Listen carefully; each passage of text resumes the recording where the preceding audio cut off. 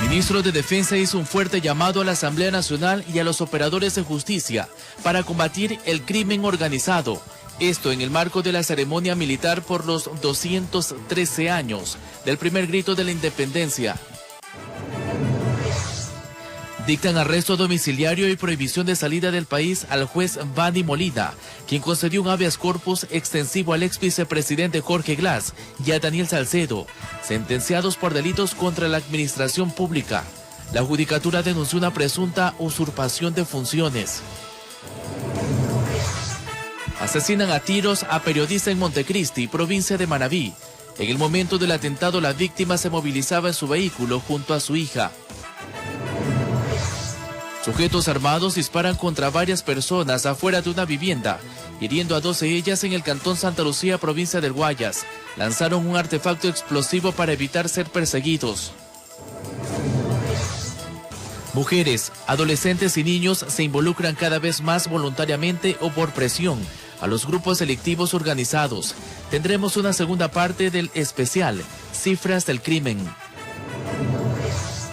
En un hecho sin precedentes, la justicia peruana allanó el Palacio de Gobierno de Lima en busca de Jennifer Paredes, cuñada del presidente Pedro Castillo, para detenerla por su presunta participación en una red de corrupción y lavado de activos, pero no la encontraron. Horas más tarde, la mujer se entregó a la justicia. Así empieza la noticia, emisión estelar. Miércoles 10 de agosto, amables televidentes, buenas noches, bienvenidos a la presente emisión estelar de su informativo La Noticia. Iniciamos contándoles que en el marco de la ceremonia militar por los 213 años, el primer grito de la independencia, el ministro de Defensa hizo un fuerte llamado de atención a la Asamblea Nacional y a los operadores de justicia para combatir el crimen organizado. Por su parte, el presidente de la República, Guillermo Lasso, reiteró su lucha contra el narcotráfico. Escuchemos.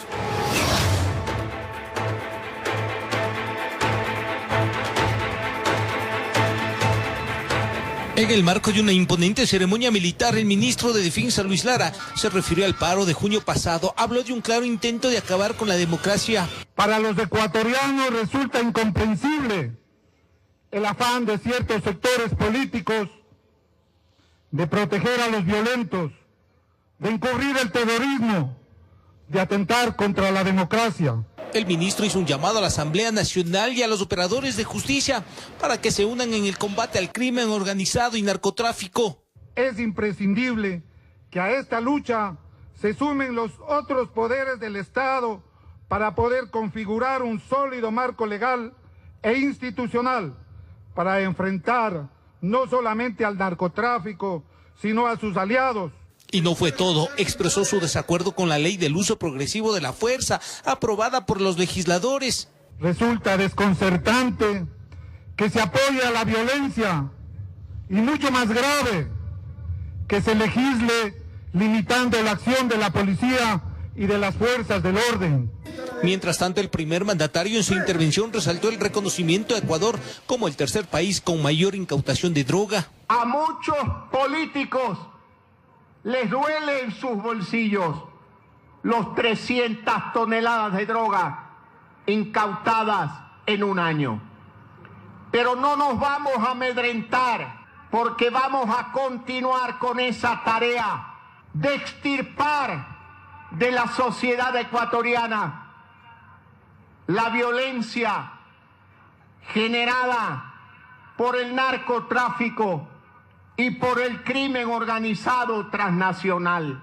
Ceremonia militar donde se graduaron 108 subtenientes y tenientes especialistas y 3 generales de brigada ascendieron a generales de división. En Quito informó Iván Casamen.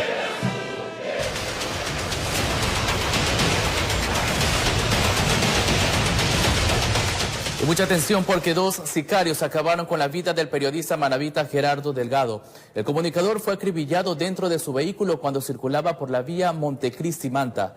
Su hija y un camarógrafo fueron testigos del crimen.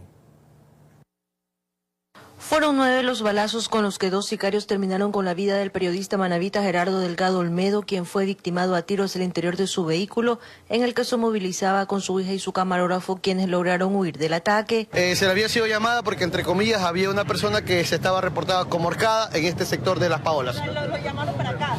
Así es, lo llamaron como una emergencia, le reportaron, por eso fue el tema que Gerardo ha avanzado el tema, y de ahí se ha acercado un vehículo desconocido, lo que indica la familiar. El hecho se registró en el semáforo del ingreso a La Paola del cantón Montecristi en la provincia de Manabí. El comunicador había terminado una cobertura en este cantón cuando fue llamado a otra emergencia. Esta casa se quemó en su totalidad y Gerardo, después de hablar con esta persona, encaminó una labor social, llamó a varias personas para que le ayudaran a esta persona, y creo que por eso él vino para acá. Según la información preliminar, un vehículo se acercó cuando esperaba el cambio del semáforo, le dispararon y se bajaron para rematarlo. Aprovechar la congestión, el semáforo que vemos aquí a nuestro costado derecho, el rato que se para, se bajan 2 individuos por ambos lados y proceden a dispararle al ciudadano. Dos lados por el lado izquierdo y 7 impactos por el lado derecho. Tras este hecho violento, la Fiscalía confirmó la detención de 2 personas. Una de ellas tenía las armas y el vehículo, que fue retenido en el peaje de Puerto Viejo. Bueno, en este carro la Policía Nacional pudo detener y encontrar armas de fuego, presuntamente las usadas en el hecho investigativo, y así también se ha encontrado una persona que presuntamente participó. Decenas de seguidores llegaron a la escena para pedir justicia por la muerte del comunicador, quien habría anunciado su candidatura para concejal de Manta. Lastimosamente fue Gerardo. Mañana puede ser uno de ustedes, señores periodistas, ya que las autoridades provinciales ni se pronuncian. Cámaras Eduardo García desde la provincia de Manabí, informó Wendy Delgado. Y 2 personas resultaron heridas cuando sujetos armados les dispararon en Santa Lucía, provincia del Guayas. Los afectados fueron trasladados hasta una casa de salud en el cantón Daule.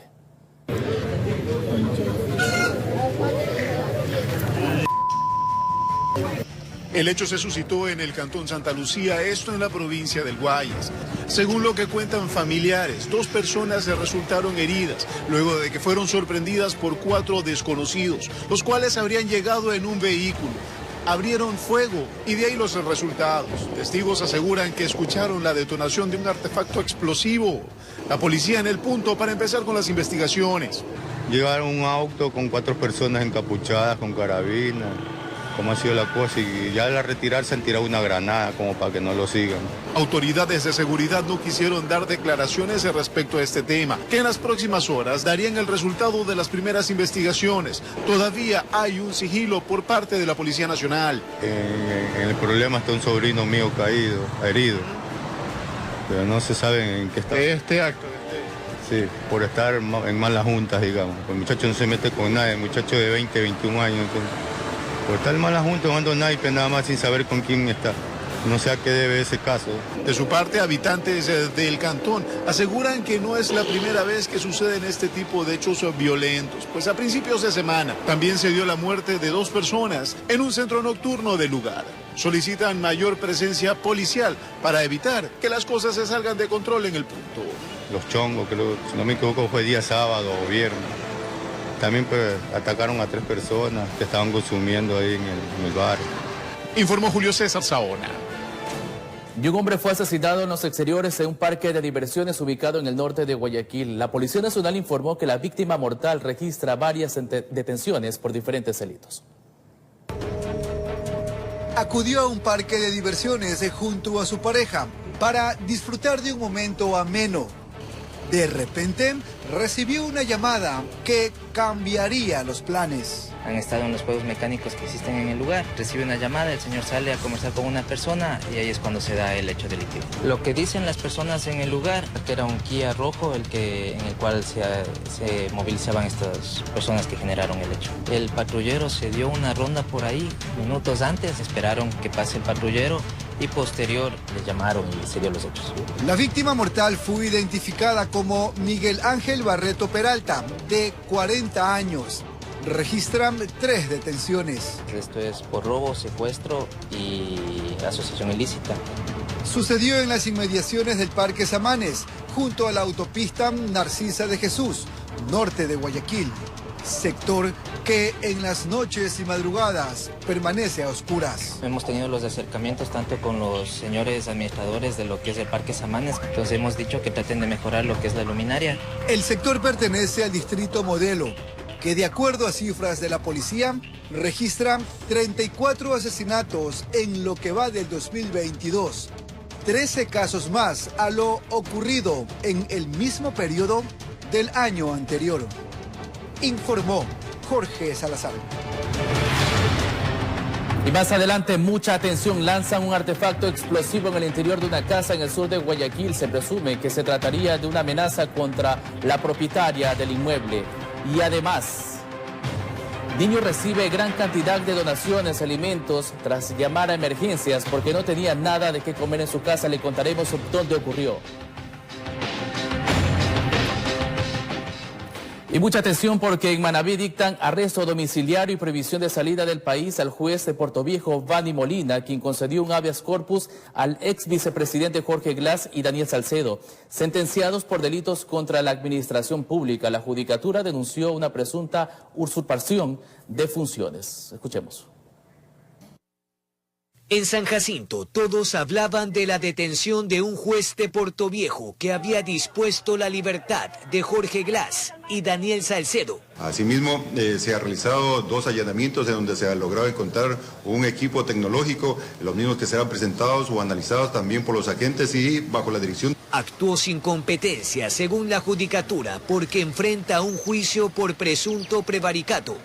En 2018 habría ordenado que una persona declarada culpable de peculado y sentenciada a 2 años cumpla la pena en su casa. Que un juez pierde la competencia cuando hay un auto de llamamiento de juicio en su contra. Debido al fuero, el presidente de la Corte de Manabí, Carlos Zambrano, lo sobreseyó, pues consideró que no existían suficientes elementos de convicción. Pero la Fiscalía apeló y un tribunal dejó sin efecto su decisión. Me imagino que fueron las mismas pruebas. Exactamente, sí, pero como te digo, a base de los análisis es que se llega a esas conclusiones. Yo analicé en ese momento esa decisión y fue asumida. De hecho, en 2019 enfrentó otro por asociación ilícita por su supuesta participación en la extorsión a personas privadas de la libertad. Una mujer denunció que habría exigido $300 y hasta $500 para que les quiten la condena. Él, por este auto de llamamiento a juicio, estuvo suspendido un lapso de tiempo, como corresponde, pero al haberse ratificado la inocencia de él, se reintegró a sus funciones. Desde las 18 horas, el mismo presidente de la Corte Provincial instaló la audiencia de formulación de cargos. En esta otra historia. El Código Orgánico de la Función Judicial y la Constitución nos permiten dar prisión preventiva en este tipo de delitos y lo que se optó fue por la prohibición de salida del país y el arresto domiciliario. Pero más allá de lo que establece el Código Orgánico Integral Penal, doctor, la idea es que no exista espíritu de cuerpo. De ninguna manera, espíritu de cuerpo de ninguna manera existe. El habeas fue solicitado para Cristian Araujo, pero Molina lo extendió al ex vicepresidente y Salcedo. Es el segundo en concedérselo a Glass. Regreso a la cárcel y volveré a salir. Y el primero, con medidas alternativas, informó Jorge Escobar. Y en este mismo tema, el SNAI apeló la sentencia que ordenó la liberación del ex vicepresidente Jorge Glass y de Daniel Salcedo, quienes se encuentran en la cárcel por casos de corrupción. Con ese recurso se busca la nulidad del proceso. El Servicio Nacional de Atención a Personas Privadas de la Libertad interpuso ante la justicia un recurso de apelación que busca la nulidad de la sentencia emitida por el juez Vani Molina, en la que se ordenó la libertad de Jorge Glass y Daniel Salcedo. Este recurso tiene el objetivo de dejar sin efecto la sentencia de primera instancia y en consecuencia se inadmita la acción de habeas corpus, abusiva y desnaturalizadamente propuesta, declarando la nulidad de todo el proceso. Asimismo, el SNAI pide a la Corte Provincial de Manabí que ponga en conocimiento del Consejo de la Judicatura todos los vicios e irregularidades encontrados en el proceso, mientras que desde el correísmo se ha convocado al director del SNAI a comparecer a la Asamblea Nacional. Para que nos explique al país por qué no han cumplido una disposición de un juez de garantías constitucionales sobre la libertad de Jorge Glass. Ellos como autoridad administrativa solamente tienen que dar cumplimiento a lo que determina una autoridad en estas medidas de carácter jurisdiccional como el habeas corpus, que es de carácter de cumplimiento obligatorio e inmediato. Pero el SNAI en su documento señala que la boleta de excarcelación emitida por el juez Molina, que ha sido detenido por la Fiscalía para investigaciones por usurpación de funciones, presenta varias inconsistencias y que es la función judicial la que debe determinar la validez o no de dicha boleta de excarcelación. Nos sorprende ahora que un tema judicial, que eso ya lo está ventilando la justicia y la fiscalía, sobre un habeas corpus concedido al señor Salcedo y al señor Glass, ahora sea de entera preocupación de una comisión en la Asamblea Nacional. Por supuesto que el director del SNAI debe rendir cuentas sobre su gestión, pero de ahí a lo que está ocurriendo o no con un tema en la justicia y un tema penal, es netamente de la justicia. El caso aún permanece en la mira de cómo concluirá, informó Valeria Navarro. Y en otros temas, un artefacto explosivo fue lanzado en el interior de una casa ubicada en el sur de Guayaquil. Según las primeras investigaciones de la Policía Nacional, se trataría de una amenaza contra la propietaria del inmueble para que no diga nada sobre la venta de droga en su barrio. Este fue el explosivo que la dueña de esta casa encontró en la puerta principal. El hecho se registró en la cooperativa Brisas del Salado de la Isla Trinitaria, al sur de Guayaquil. Nos levantamos porque los señores primero como que nos avisaron que no nos asustaran, porque yo hice una instrucción ahí junto a casa. Y nos levantamos, yo como vivo sola con mi hija aquí, nos levantamos a mirar y nos dio miedo porque vimos bastante policía y vimos que estaba la llanta, todo eso estaba ahí. Ellos me hicieron la explosión. La primera vez desde que yo vivo allá, ya como 20 años aquí, yo veo primera vez esto. Según versiones de la policía, dos sujetos a bordo de una moto llegaron y lanzaron el artefacto. Aunque no estalló, la propietaria se asustó y dio aviso a los uniformados. Observan un explosivo posiblemente de fabricación industrial. Es un explosivo que se utiliza básicamente para lo que es la minería. Pero junto a este explosivo, la policía encontró una carta donde amenazaban a la señora a que se quede callada. Las primeras investigaciones se trataría de bandas implicadas en la venta de droga. Se presume, en virtud que hay una carta dejada junto al explosivo, que es una amenaza en contra de la propietaria del domicilio. Esa es la presunción, eso es lo que se está manejando, como un tipo de amenazas para que alguna persona deje de hacer algo o deje de cometer algo. Por ahora se encuentran revisando las cámaras de seguridad para verificar quiénes lanzaron este artefacto. En los últimos 3 meses en el distrito Esteros, al sur de Guayaquil, se han registrado 3 situaciones similares, sin existir ninguna víctima, informó Carlos Julio Gurumendi. Ya en el norte del país, una organización delictiva fue desarticulada en la provincia de Esmeraldas. Al parecer, esta banda estaba liderada por 2 policías en servicio activo. Que la Policía Nacional lucha contra la delincuencia. Esa es la consigna. Por eso este viernes desarticularon una organización delictiva.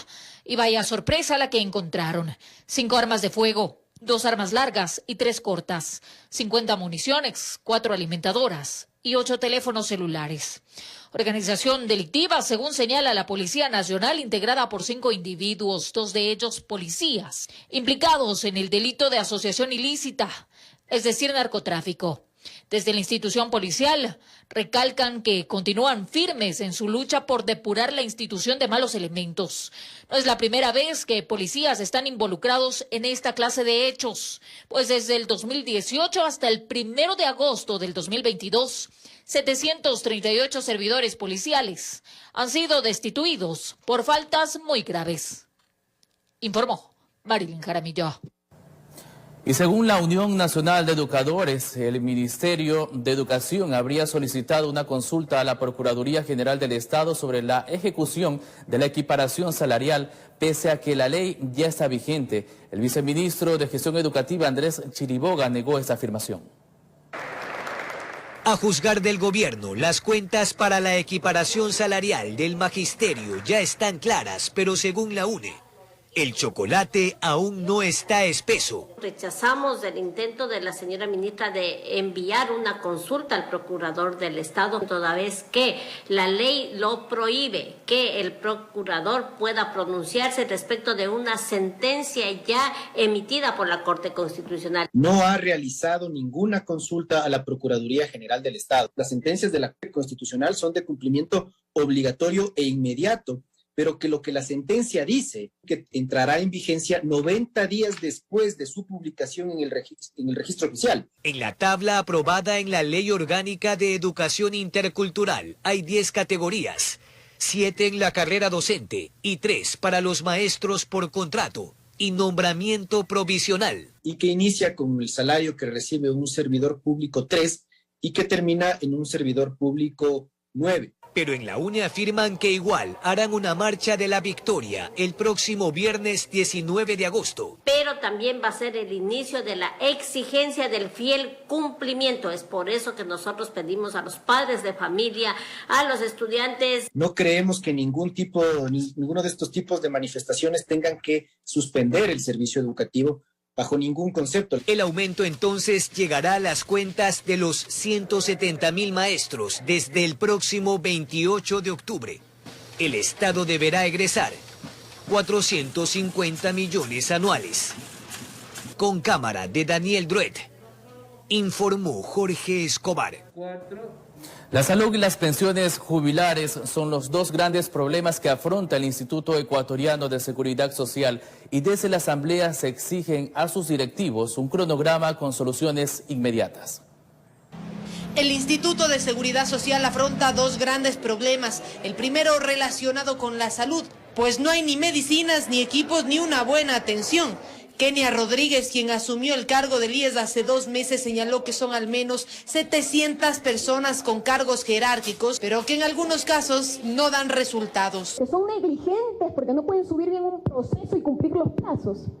Pero como no puedo buscar excusas, lo que hago es, aquí creamos equipos, aquí no hay excusas, aquí se levantan porque se levantan los procesos.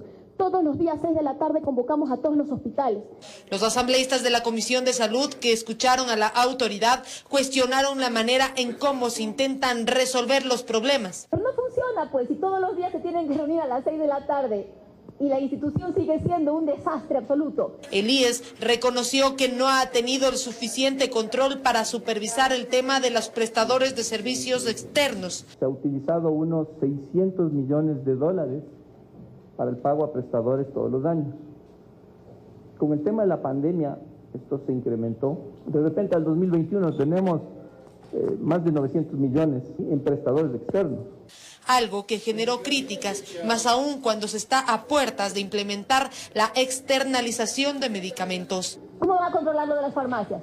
¿Qué sistema van a usar para esas recetas? ¿Cómo se va a hacer el control, la auditoría, el establecimiento de precios? El segundo gran problema del IES responde a las pensiones de los jubilados. Se financia con 3.000 millones por parte de afiliados y 2.000 millones por parte del gobierno central. Estos 3.000 millones ya no le ingresan al IES. Como le acabo de decir, lo que nosotros recibimos por primas es solo 2.600. Usted ya tiene un hueco de 400 millones. La Comisión de Salud de la Asamblea cuestionó que las autoridades del IES solo presenten los problemas que tiene la institución y no las soluciones. Por ello han dado un plazo para que se presente un cronograma de posibles acciones inmediatas, informó Valeria Navarro.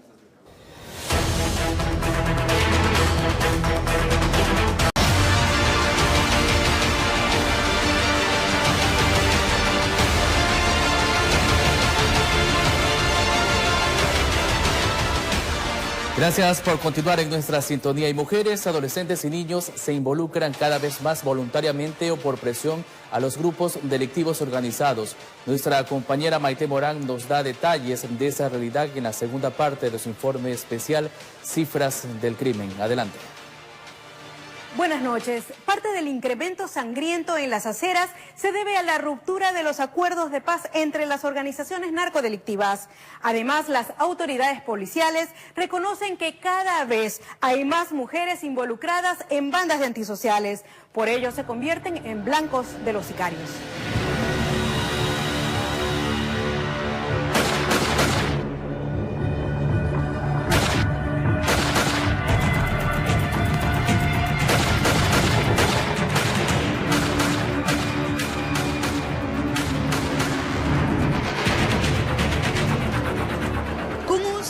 cálculo matemático podemos proyectar que si la criminalidad se mantiene así de caliente en los barrios de Guayaquil, Durán y San Borondón, el numérico de cadáveres en las aceras frías habrá llegado a inicios de septiembre a los 1000. Las estadísticas evidencian además que el 92% de los muertos en forma violenta son varones y el 8% mujeres. Sin embargo, aquí hay un detalle que a las autoridades preocupa. La mayor cantidad de personas que estaban involucradas en el narcotráfico eran varones, pero ahora vemos que están cambiando esta esencia y vamos ahora teniendo ya presencia de la mujer en el expendio, en el tráfico también. Por ello, las féminas se han vuelto vulnerables y también han sido asesinadas. Otro fenómeno que se destaca es el caso de los adolescentes. Antes, los narcotraficantes los reclutaban como microexpendedores de droga. Ahora son ellos los que buscan entrar al negocio como una manera supuestamente fácil de ganar dinero. Pero más allá del dinero es poder. Son personas que buscan independencia, pero independencia no de una forma ilícita. Y obtener una economía ilegal que les permite posicionarse en un mercado. Pero el dinero que llega fácil, fácil se va o se pierde la vida. Tal vez tuvo un espacio de opulencia, de bonanza, pero en algún momento se termina y al costo de no solamente de esta persona, sino de la familia expuesta también. La razón por la que grupos criminales incrementan entre sus filas a niños, adolescentes y mujeres se debe a que la población de antisociales varones estaría desapareciendo. Es porque existe un menor número de personas que están en el rango de edad propicio para delinquir. Esto se explica así. Del total de muertes violentas ocurridas solo este año en la zona 8, 635 estaban en el rango de edades entre los 18 y los 40 años. Si vamos a tratar de comprender en los lugares de mayor violencia y más exposición, vemos de que hay familias en donde ya el género masculino es ya muy reducido. Y quienes han tenido que tomar las riendas de los negocios ilícitos han sido las mujeres por una obligación directa, ¿no? También por presiones por parte de las mismas organizaciones. Informó Maite Morán. Aunque las estadísticas sí muestran un descenso, las autoridades policiales no se confían. Por eso incrementan su labor en los ámbitos preventivo, investigativo y de inteligencia, en busca de dar paz a los ciudadanos de Guayaquil, Durán y San Borondón.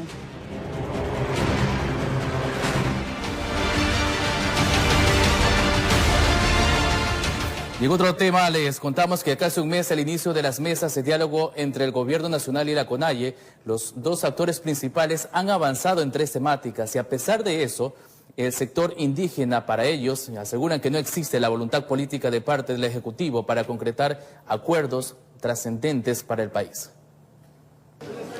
Más o menos son 28 días los que han transcurrido desde que por primera vez se reunieron los representantes del gobierno central y el sector indígena encabezado por la CONAIE.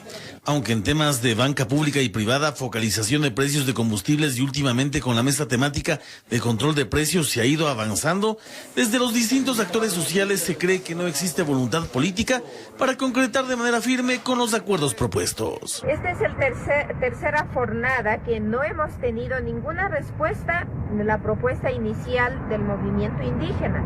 Es muy penoso decirle al país de que no hay una voluntad política por parte del Estado ecuatoriano, ya que el pueblo ecuatoriano está a la expectativa sobre este tema porque a todos los ecuatorianos está afectando esta especulación del precio. Aunque desde el gobierno se ha indicado por varias oportunidades que el objetivo es llegar a acuerdos mediante el diálogo sin imposiciones de por medio, por otra parte líderes indígenas hacen eco del acuerdo firmado entre las partes, el mismo que tendría una línea distinta. Una acta de compromiso para dar paz al país. Esto quiere decir que en cada mesa técnica debe haber una solución positiva para el beneficio de todos los ciudadanos ecuatorianos, en la cual no estamos teniendo resultados Esto nos preocupa. En lo que tiene que ver con la mesa técnica de focalización, este miércoles se reunieron varias personas, culminando sin mayores detalles a las 14 horas.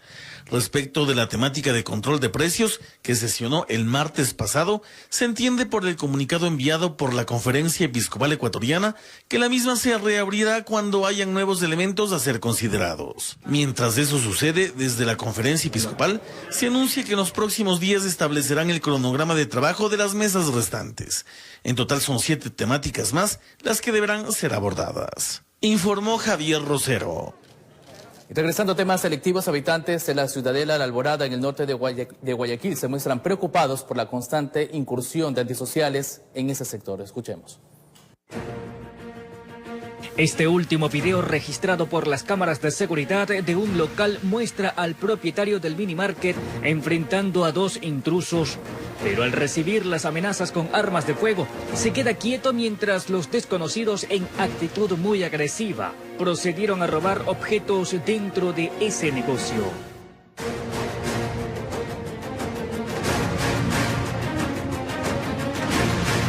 Según narran moradores y transeúntes, es parte de lo que se vive a diario en la Ciudadela La Alborada, sector ubicado en el norte de Guayaquil. Entrando a una tienda ya no se puede comer tranquilo un encebollado, nada de eso, porque uno está pensando que en cualquier momento lo pueden asaltar a uno. Atrás quedaron los buenos recuerdos de aquellas épocas en las cuales la inseguridad no era un tema de preocupación en esa ciudadela. Y salíamos nosotros de noche a cualquier hora a caminar y nunca nada, sea a pie o sea en carro. Así lo manifiestan quienes han visto cómo la inseguridad se toma espacios que anteriormente eran considerados lugares de paz. Pero ahora ya no, créanme lo que yo a partir de las 6, 6:30 en la casa yo no salgo para ningún lado.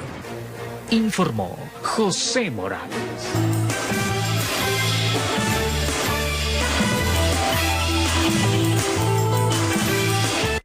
22 horas con 44 minutos, seguimos informando y varios cuentaahorristas de la cooperativa Juan de Salinas en el cantón Rumiñahui, provincia de Pichincha, protagonizaron un plantón como medida de rechazo a la liquidación de la entidad tras una resolución emitida por la Superintendencia de Economía Popular y Solidaria que asegura que incurrieron en graves deficiencias financieras. Tras 52 años de funcionamiento con las puertas cerradas, se encontraron este miércoles los cuentaahorristas de la cooperativa Juan de Salinas en el cantón de Rumiñahui, al oriente de Quito. En su puerta principal yacía una resolución de liquidación de la entidad emitida por la Superintendencia de Economía Popular y Solidaria. Ante ello, los socios protagonizaron un plantón como medida de rechazo. Yo soy socio de esta cooperativa siquiera unos 30 años. Nunca ha habido problema.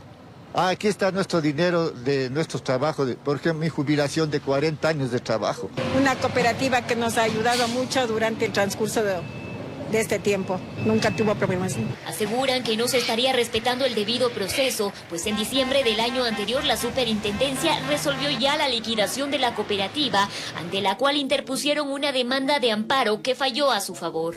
Debido a esto, la señora superintendenta pone apelación y pide que se lleve a los tribunales provinciales. Entonces, en este momento, el juicio de liquidación de diciembre, hasta el día de ahora, no hay sentencia.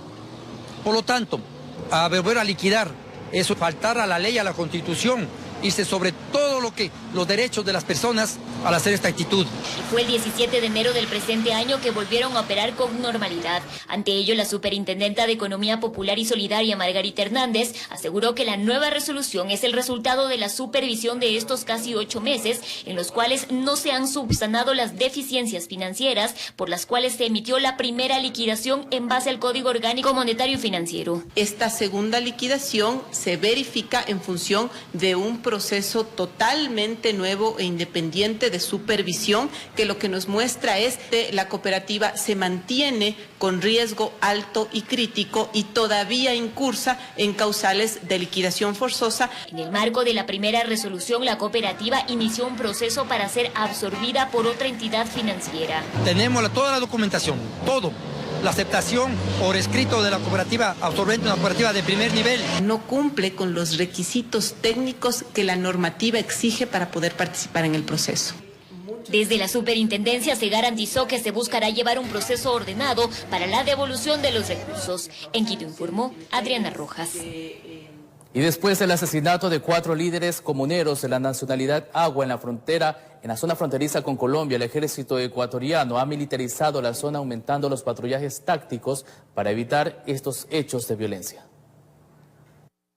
El asesinato de 4 comuneros Agua en la frontera con Colombia despertó la preocupación de las autoridades de los dos países. La cámara capta como varios sujetos que serían parte de la guerrilla del Ejército de Liberación Nacional atacan con armas de largo alcance. Esto ocurrió en territorio colombiano a pocos kilómetros del límite internacional. De acuerdo a las primeras investigaciones, se podría tratar de un posible ajuste de cuentas. Estos hechos lamentables hicieron que se cambien las estrategias de seguridad, redoblando el personal militar en territorio ecuatoriano para actuar de manera activa en caso de desplazamientos, debido a los constantes enfrentamientos en el lado colombiano por disputa de territorios y plantaciones de coca. Hemos prácticamente militarizado lo que es el sector de Chical. Para el asambleísta Pedro Velasco, este tipo de acciones son preocupantes, más aún cuando en los territorios colombianos no existe la presencia de ejército ni policía, lo que no complementa el trabajo desplegado por el ejército ecuatoriano en territorio nacional. Eso como que nos deja en desventaja, porque allá pueden estar circulando por este corredor tranquilamente personas al margen de la ley, grupos subversivos,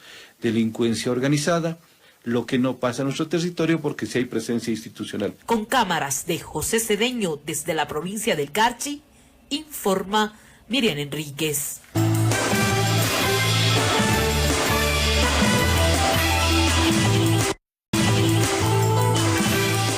22 horas con 54 minutos y hacemos contacto con nuestro compañero Julio César Saona, quien se encuentra en el noroeste de Guayaquil, donde la tarde de hoy se presentó un nuevo hecho violento. Adelante, Julio César, te escuchamos. Charlie, amigos televidentes, buenas noches. Así es, un nuevo hecho violento se da acá en el sector de Flor de Bastión, bloque 21. ¿Qué es lo que ocurrió? Y es que dentro de un vehículo color vino se transportaban elementos del Ministerio de Salud Pública, específicamente un psicólogo, el cual trabajaría más que nada en la penitenciaría del Litoral. ¿Qué fue lo que ocurrió? Aparentemente desconocidos se acercaron al vehículo donde se transportaba esta persona, aparentemente un taxi informal, y ahí justamente abrieron fuego, generando más que nada temor entre los habitantes de esta zona, ¿no? Este hecho se da cerca de un UPC, donde se da más que nada el resguardo policial. Sin embargo, esto es un hecho que se dio durante horas de la tarde de este miércoles y que ahora la policía está investigando. ¿No? Se van a basar o se van a guiar básicamente con el tema de las cámaras de seguridad que hay acá en la zona para poder tener más clara la situación o lo que se dio. Pues no, en todo caso, esta sería o estaría en investigación este nuevo caso en donde aparentemente un integrante del Ministerio de Salud Pública pues habría sido asesinado en este punto del noroeste de Guayaquil. Repetimos, bloque 21 de Flor de Bastión, en donde se da esta situación, un nuevo crimen violento. Durante horas de la tarde de este miércoles, un funcionario del Ministerio de Salud habría resultado fallecido, sería la víctima de este nuevo caso. En todo caso, hay que las autoridades van a dar respuesta dentro de las próximas horas frente a los operativos que se van a llevar a cabo para poder dar con el paradero de quienes llevaron a cabo justamente este hecho violento. Charlie, tú tienes más información desde estudios. Buenas noches. Así es, muchas gracias, Julio César. Y continuamos. Detectan el primer caso de viruela del mono en la provincia del Oro y se trata de un ciudadano de 29 años que reside en Machala. Así lo confirmaron voceros del Ministerio de Salud dentro del cerco epidemiológico. También indicaron que hay 12 personas que entraron en contacto con el portador del virus. El Ministerio de Salud Pública, a través de Isabel Cueva, coordinadora de la Zonal 7, confirmó el primer caso de la viruela del mono en la provincia de El Oro. Se trata de un paciente residente en el cantón Machala. El paciente es un paciente de sexo masculino de 29 años que está ya en fase de resolución en muy buenas condiciones generales. Desde la aparición del caso, brigadas médicas del Distrito de Salud de la capital orense iniciaron con la búsqueda y cerco epidemiológico a las personas que entraron en contacto con el portador. Hasta el momento nosotros hemos captado 12 familiares cercanos, 12 personas cercanas que están ya desde hace 8 días en un cerco, ninguna presenta sintomatología ni complicaciones. Por su parte, Priscila Hurtado, directora del Área 2 en Machala, manifestó que se está haciendo seguimiento y vigilancia a las 12 personas sospechosas, con la finalidad de que la enfermedad no se propague. En el caso de encontrar personas con sintomatología respiratoria sospechosa, en ese momento se indica para que se acerque al centro de salud para que puedan tomarse las pruebas de antígeno y que el paciente sea tratado de manera oportuna para que pueda recibir el aislamiento y evitar transmitir la enfermedad a más personas. En lo que respecta a la pandemia del COVID-19, la funcionaria manifestó que en la capital orense en las últimas 20 semanas no se ha reportado ni un caso positivo, informó Richard Ceballos. El operativo de seguridad por el feriado del 10 de agosto iniciará este jueves. Más de 6.000 cámaras del ECU 911 entrarán a ser operativas y hay optimismo en el sector turístico. 3 días de descanso tendrán los ecuatorianos por el feriado del 10 de agosto, primer grito de la independencia. Es por ello que se desplegarán los elementos de seguridad para dar protección a los turistas y a quienes decidan no viajar. Cámaras de seguridad, especialmente en el perfil costero, harán el monitoreo respectivo. También estaremos con 6.800 cámaras generando la videovigilancia a lo largo y ancho del país. En el eje costero tendremos 163, que se suman 254 que tienen megafonía IP y 176 del sistema de alerta temprana. Desde la Policía Nacional indican que el operativo iniciará a las 12 horas del jueves y finalizará el lunes, con énfasis en centros turísticos, playas, balnearios, carreteras, parques y demás. Por eso que contaremos para este operativo con 51.599 servidores policiales. Desde el Ministerio de Transporte y Obras Públicas afirman que realizarán operativos en las terminales terrestres para evitar cualquier incidente. Un operativo tan grande por parte de la Agencia Nacional de Tránsito que pretenda de alguna forma cubrir a todas estas unidades. No van a ser exactamente todas, pero sí de forma aleatoria con un muestreo. Hay optimismo por los ingresos económicos que pueda dejar el feriado. Así lo indicó el titular de la cartera de turismo. El gasto turístico para este año, nuestra meta es superar los 60 millones y superar el 1 millón de viajes para este feriado. Durante este feriado no habrá restricciones, es decir, que habrá libre movilidad. Por eso las autoridades exhortan a la ciudadanía a mantener las normas de bioseguridad establecidas. Por favor, vacunarse, los puntos de vacunación e inclusive la incorporación de vacunación en algunos centros comerciales durante el feriado va a estar activa. Informó Marilyn Jaramillo. Y de esta manera finalizamos la presente emisión estelar y los dejamos con el mejor programa deportivo del Ecuador, Copa. Adelante, José Alberto Molestín.